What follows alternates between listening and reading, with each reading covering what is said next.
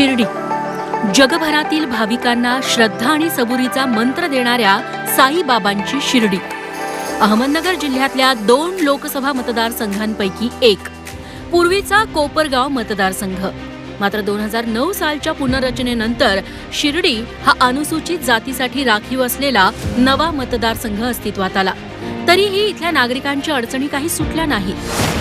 आंतरराष्ट्रीय दर्जाचं तीर्थक्षेत्र असूनही शिर्डीचा व्हायचा तसा विकास झाला नाही.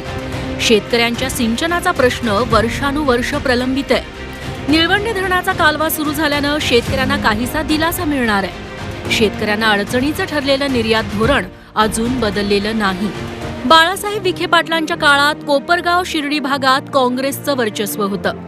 मात्र 2009 साली मतदारसंघ राखीव झाल्यापासून लागोपाठ 3 वेळा शिवसेनेचाच खासदार विजयी झालाय.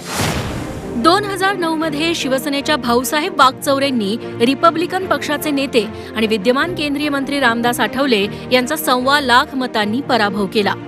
2014 मध्ये भाऊसाहेब वागचौरेंनी शिवसेनेला जय महाराष्ट्र करून काँग्रेसमध्ये प्रवेश केला.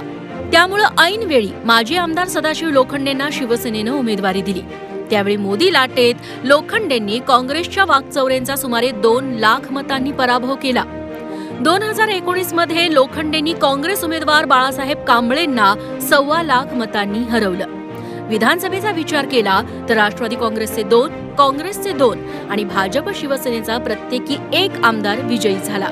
शिवसेनेत फूट पडल्यानंतर खासदार सदाशिव लोखंडेंनी एकनाथ शिंदेंसोबत जाणं पसंत केलं. ते 3ऱ्यांदा निवडणूक लढवण्यासाठी इच्छुक आहेत. मात्र या मतदारसंघावर आता भाजपनं दावा केलाय.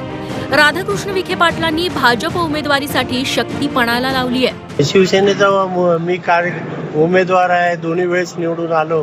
एकनाथ शिंदे साहेबांबरोबर आहे. त्यामुळे मी धनुष्यबाणावर लढणार आहे. मुख्यमंत्री एकनाथ शिंदेशी आपली काही शिर्डीच्या जागेवर चर्चा झाली आहे का? आणि काय चर्चा झाली आहे? तुम्हाला काय शब्द देण्यात आला?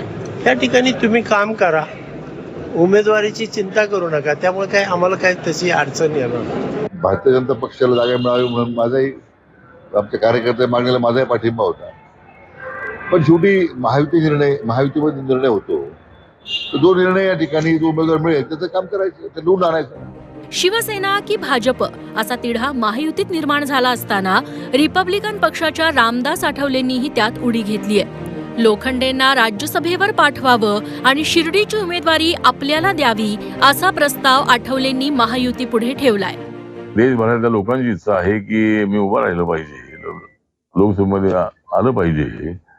आणि एकदा त्याच्या बदल्यामध्ये असं होऊ शकतं की जर सगळ्यांनी सहमतीनं आपल्या महायुतीच्या नेत्यांनी माननीय सदाशिव लोखंडेंना सांगितलं आणि त्यांना माझी राज्यसभा दिली राहिली 2 वर्षाची, तर पुढे त्यांना संधी मिळेल. अशातून काय मार्ग काढता येईल, आपण पाहूयात.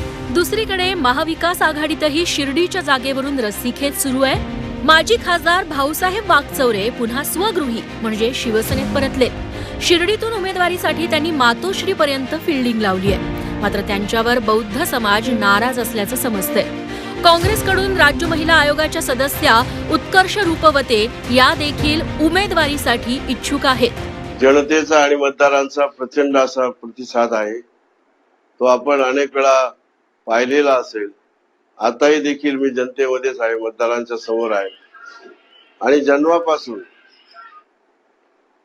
आज तागायत मी जनतेबरोबर आहे. जो पक्ष हा बौद्ध समाजाला उमेदवारी देईल त्या पक्षामागे समाज म्हणून आम्ही सगळे राहणार आहोत.